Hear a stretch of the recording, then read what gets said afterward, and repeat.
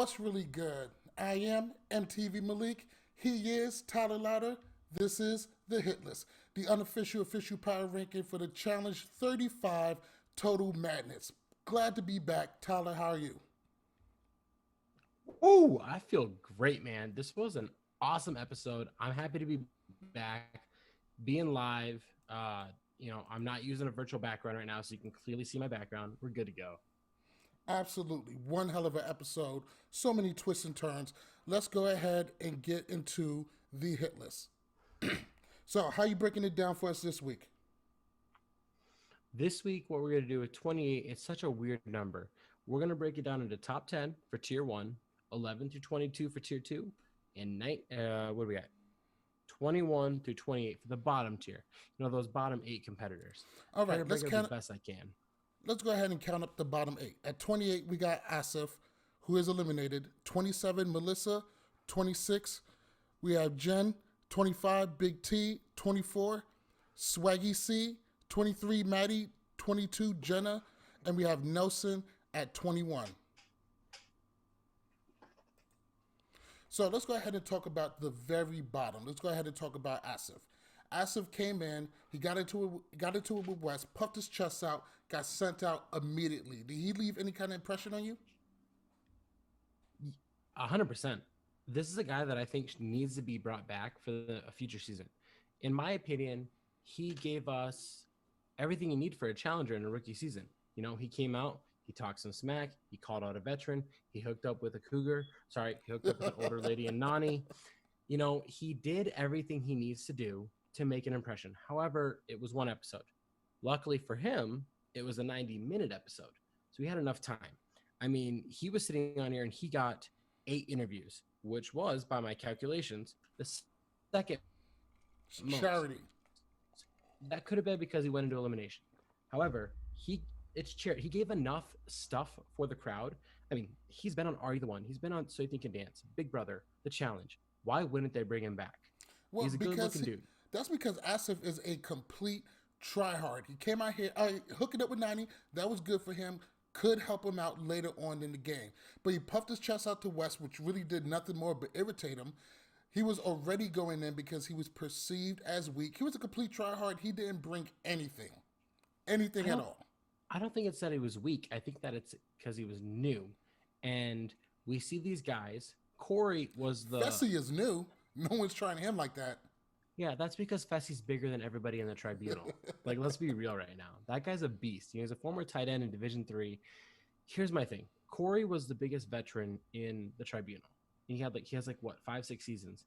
Because of that, they're still going to play to this role of let's get out the rookies. And that's all it was.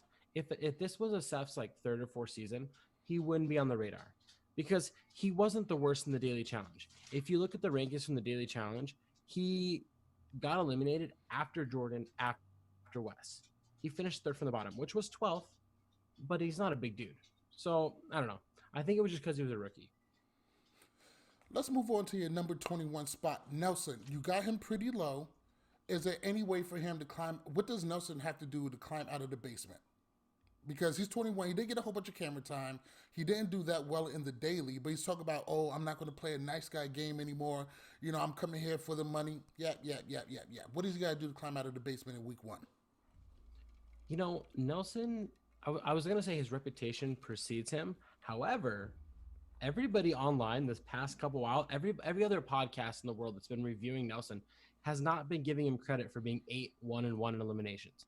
His reputation does not follow him along as it should. He is a dominant competitor. The only way he gets sent out is against Hunter, or he punches Derek in the face. Other than that, he makes it far. What he's got to do is he's got to continue to show up. Realistically, that's all he's got to do. He's just got to show up each week. He's not a big enough threat where he gets called out early. He's not new enough where he gets called out early. He kind of sits in the middle. However, he's an athlete. If he just performs a little bit better, and I had him sitting here, he finished about 9th or 8th on the daily. And that's probably because there was a puzzle. Let's be real. That's not a strong suit. He's not the smartest guy in the challenge. However, if his athleticism steps up, nobody's going to want to call him to elimination. His elimination is pretty good, but His problem is he doesn't win enough dailies. If he's not winning enough dailies, he's always going to be up for eliminations. And he's such a big asshole, and people aren't afraid to say his name. I think Nelson is another try hard. I'm not really expecting much out of him this season. Remember, he is the guy that pushed Darrell to the limit that Darrell was okay with a tie. Think about that. Darrell was old at that time. Darrell was already pushing 40. He's a fucking dinosaur. I'm just saying, Darrell doesn't like to lose to anybody, and Darrell was okay with a tie against Nelson. You know what? It's like watching an old Mike Tyson get knocked out. Darrell. Okay. Out of here. Darrell's never going to get knocked out in the challenge. But never. Let's go on. As Brad. Let's go ahead and take a look at the mid-tier. All right. At number 20, we have Jenna. Number 19, we have Casey. Number 18, we have Josh. 17, we got Queen Bayleigh. 16, Aneesa. I don't know why you got her so high. That don't make any sense. Number 15, Tori. I'll tell you. 14, we got Bear. 13, Ashley. At number 12, Kyle. And at number 11, we have defending champ Jordan. Okay. Who you want to talk about first? Who do you want to tell me I'm wrong on? There is so many. All right. You want to talk about Aneesa? Let's talk about Aneesa. Yeah, Aneesa is sitting right there at number 16. Just on the bottom half of the middle. For what? She maybe had 2 interviews, did poor in the daily. Why is she up so high? Why is she over a Maddie? Okay, so she did have 2 interviews. However, Maddie almost was not on the episode at all. Also, if you were paying attention, Aneesa finished 3rd to 5th. She was one of the final 3 girls eliminated before that final round where Jenny and Dee made it through. Here's my thing. Aneesa, at her age, at her experience, should not be in the top 3 for girls. She could have been 5th, whatever. You could say whatever you want. She should not be finishing in the top 5 right now. However, she outperformed somebody like Kayla, Jenna, Melissa, Ashley, Bayleigh, Maddie. She outperformed all of them. And to me, that's a big statement. She had 2 interviews. She was shown talking to some people. And in my opinion, I almost felt like I put her too low because she dominated that daily challenge, in my opinion. Because I expected her to be out first bat. What I don't respect about Aneesa being placed so high, she is placed 1 step above Bayleigh. And Queen Bayleigh has made such a bigger impact. I like Bayleigh. Made such a bigger impact on this episode. I don't think she did great in the daily. She was leading for a little bit, but ended up losing it. Finished 8th. Huh? All right, finished 8th. She was 8th. But she got so much more camera time. I think she, usually when a rookie speaks up like this, they put in a target on their back. But I think she put some fear into some people. More than Aneesa. People fear Bayleigh more now than they ever did Aneesa. Here's the thing, though. People are going to want to keep Aneesa around longer than Bayleigh. If you remember the duel, too, why did Aneesa make the final? Outside of beating DM in the final elimination, it's because people knew they could beat her in a final. Poor Mark. Now, poor Mark. Here's the thing to remember.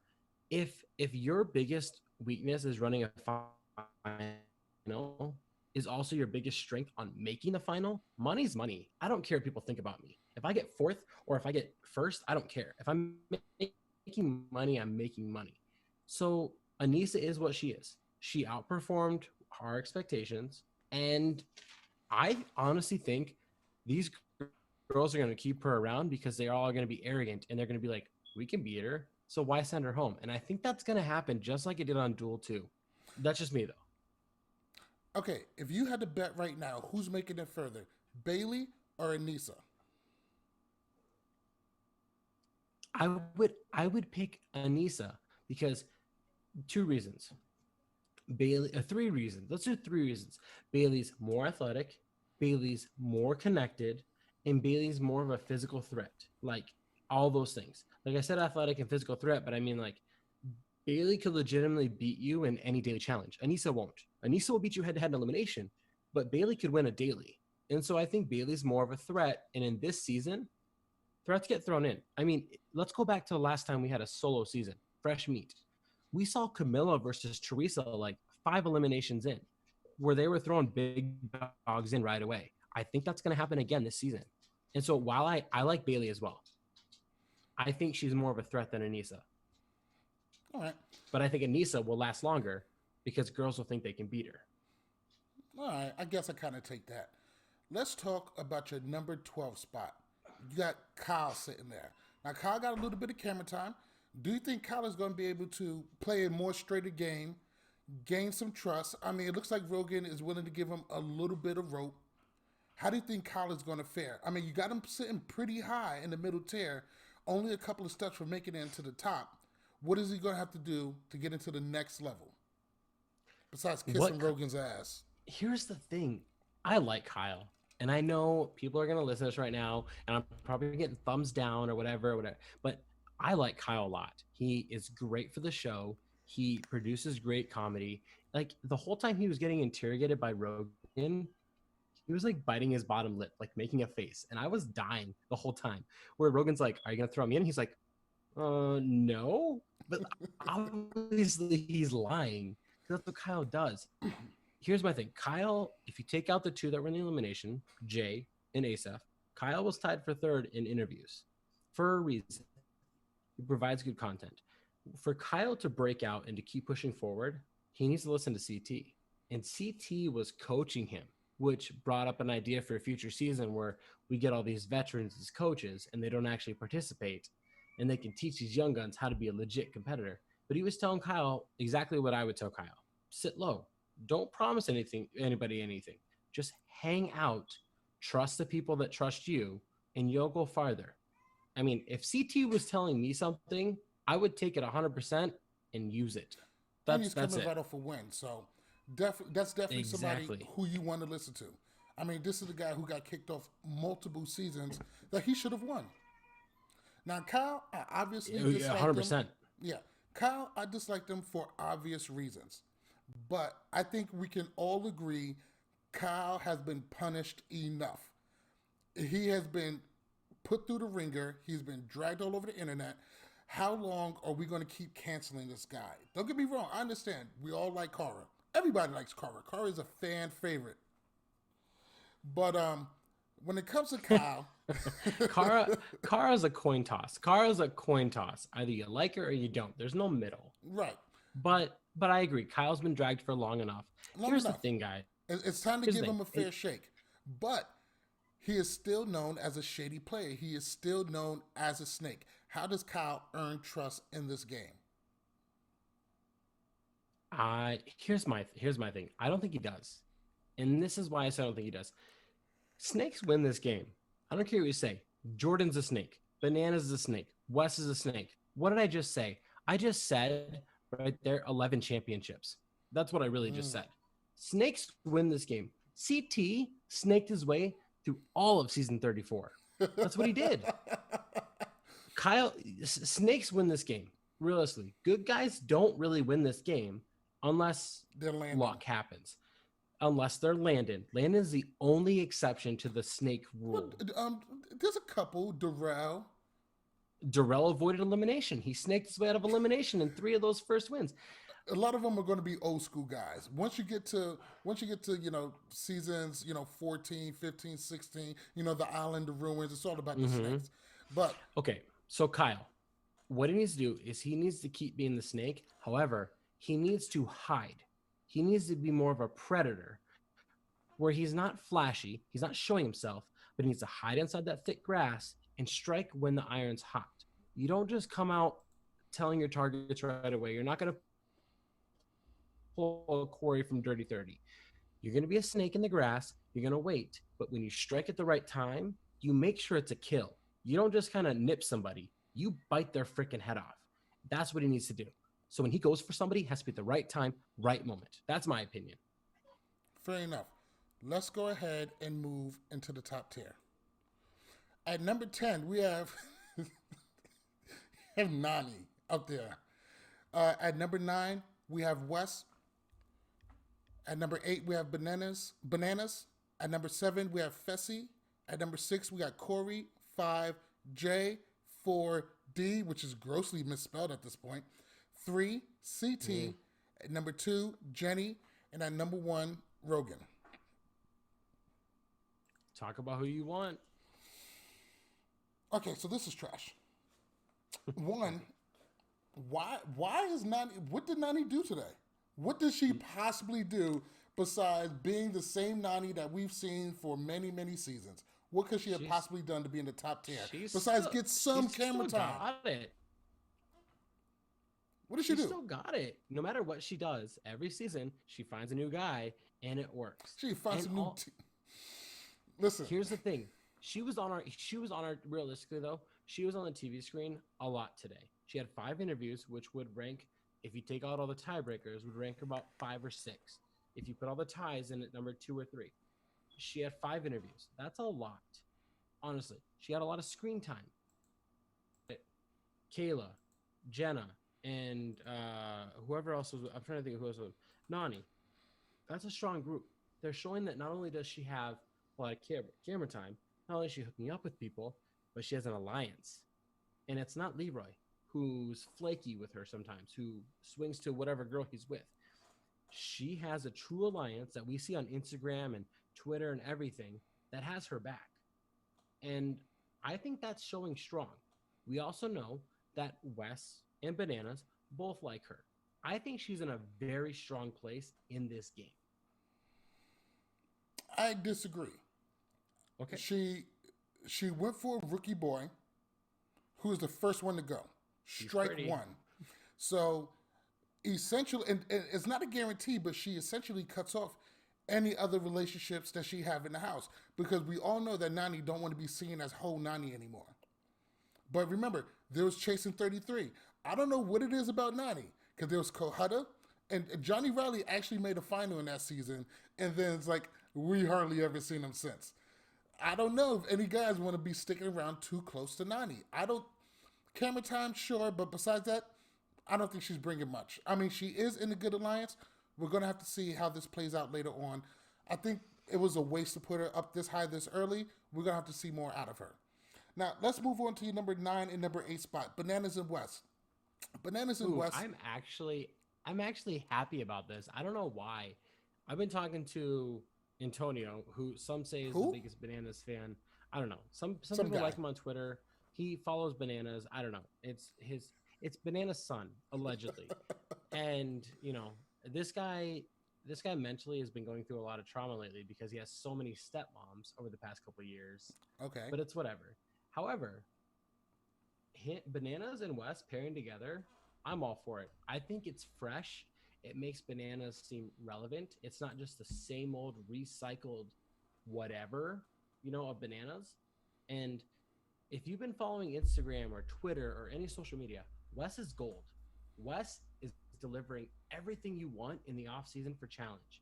So this is a good pairing for me. But go ahead, break it down for me. Well, Wes and Bananas, they are the challenge. There's no reason why they should be at 8 and 9. They have to be. Come on, how many interviews have they had? They got a whole section dedicated to themselves and their newfound bromance. Seven each. Let's talk about that real quick. Bananas and Wes together at last. How does this make you feel? You know what's crazy? I was sitting here with my wife before that whole segment happened, and I was like, what would be smart if they teamed up, because nobody would see it coming. They would think, oh, they're targeting each other, and then everybody else would surround them and target each other while they're just staying in the middle dancing, happy as can be. And then we get like this whole little, I'm not retiring, Wes is a piece of crap interview. However, I think it's gold. I think it's the smartest thing you can do. The enemy of my enemy is my friend. And I think Wes and Bananas need each other. There's 7 rookies on this season. They need each other. And those are numbers. I think Jay was doing the smart thing with trying to get the rookies together. As soon as nominations came, he threw everybody under the bus. Yeah. Jesus Christ, man. This guy got to learn how to play the game. I'm very excited to see Bananas and Wes together at last. I think they can accomplish a lot. Only question I have is, what does Kenny Santucci think of this? Like, how does he feel about this? Because we all know that he probably still hates Wes. But hopefully he has grown up. Are we allowed to say his name, or is his name banned from the challenge? He's not banned from the challenge. Apparently, It's a insurance thing, so that's Okay. probably the problem. Here's the thing: Kenny shouldn't hate Wes. Wes didn't do anything wrong to Kenny. He sure as hell didn't. All Well, Kenny, there was the all ruins. okay, but think about this. All Kenny did was talk smack about Wes, hook up with his girlfriend on national TV after they broke up, and then continue to talk trash about him. I mean, if you remember, on Fresh Meat, they were friends. On the Duel, they were friends. And then everything kind of went to crap. I don't know why they hate each other. Apparently, being a redhead and being an Italian means you're too good looking to like a redhead, or I don't know what it means, but it's a weird thing.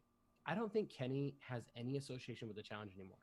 I saw an interview with him a couple months ago.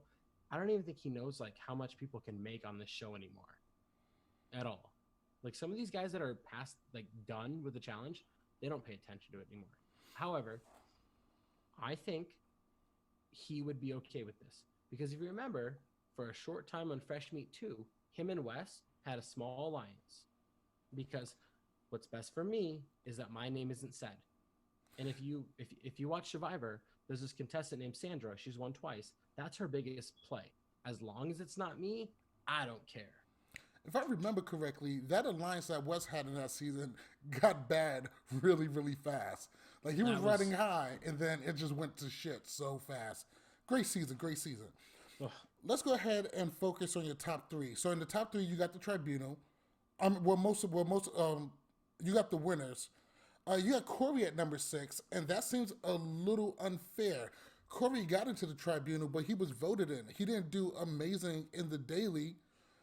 What did you make of the decision of the Tribunal picking Corey to join them? I didn't like that idea at all. What I like, here's the thing about it. Corey is, you don't know what he's going to do. However, by not knowing what Corey's going to do because he doesn't have a certain direction, means you can kind of manipulate him into voting for who you want, which Jenny and Rogan appeared to be on the same side. If it wasn't for Dee's hookup last season, I feel like Jenny would have stayed longer with Rogan.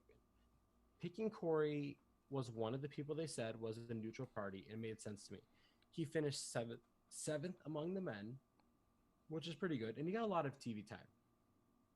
I'm very surprised that he voted Wes in instead of Bananas, just given the history. See, I feel like that was a major blunder. And Corey has been doing this game for too long, and he should be too smart to be making these kind of mistakes. I knew that Wes wasn't going in, but you bring Wes in and you trade the position you're in for power later on. Hey, Wes, hey, we know you're going to be a problem later on in the season. Tell me why I shouldn't throw you in and get rid of you now. I tell you what, I'll watch your ass this week, but when my name comes up, you make sure you watch my ass in the future too. That's what he should have did. Instead, Wes, being the master that he is, didn't give away nothing. Are you voting me in? Nope. All right. It is what it is. They didn't get nothing out of it. I loved it. They didn't get nothing out of Wes. And you're right. He probably would have had a better chance with Bananas. But I think the Tribunal wasted it. They should have put in Jay. They should have put in Bananas and Wes. I think, okay, if we're talking about the Tribunal right now, when those three guys went in an interview, I think Jay had the best plea, in my opinion. Jay was like, why put in a prospect against prospect when Asef can send home a veteran and then you get 2 votes on your side? That made sense to me. And then they voted in Jay anyways. It did make sense. The problem was it was Jay. I like Jay. I'm not familiar with him on Survivor, but I seen him on X on the Beach. I mean, he didn't have his greatest moments, but I felt like he's a pretty genuine, pretty cool guy. And I just felt like that plea wasn't the way to go. Here's the thing. X on the Beach is it's a scummy show. It's a scum. Thank you. It's a scummy show. It brings out the worst in everybody. If you watch Survivor, Jay is somebody you're drawn to the minute he touches the beach. He is the best character until he gets eliminated. He's awesome. And he's competitive. And he's very likable. Everybody likes him. Now, what surprises me is that Jay comes with likability. And I actually missed the vote. And I looked at my wife and I said, hey, tell me if Bananas votes for Jay, yes or no. Because I know he's going to, because him and Bananas are Eskimo brothers. And I stepped away to put my kids to bed, and I came back, and she goes, Bananas voted for him. And I was like, I knew it. I knew he was going to, because Morgan said, hey, if I'm not there, you vote for Jay. And that's what happened. And But you know what? Jay showed up. He showed up, and he had the He most did. interviews. He had 12 interviews this He, episode. he did. He did very well. If anything, I think you could have put him higher on this. But let's close out with this. Who out of the, let's say, top 5 do you feel like has the most staying power, that we're going to see the most? Let's say up until next week. Who do you think out of the top 5 we are definitely going to see in the next week? I'm going to say Jenny. The reason why I say Jenny is because I've been saying this for a while. I think this is one of, and this is, I hate saying this because people think I'm sexist, and I'm not. This is the weakest female cast we've had in a couple of years. And I think Jenny is in that top 5 of females that is like irreplaceable. It's like these top 5 are better than the rest, easy. So I could see Jenny beating any of these females in any competition, any daily. Like, The only way like Tori?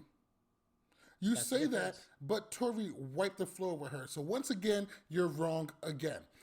I don't get me wrong. I like Jenny, and I like You her said for this of these too. top 5. You said of these top 5. Tori's not in there. Tori's in that top 5 I talked about. But I just think Rogan could slip up if we see like a heavy puzzle challenge or something that involves endurance.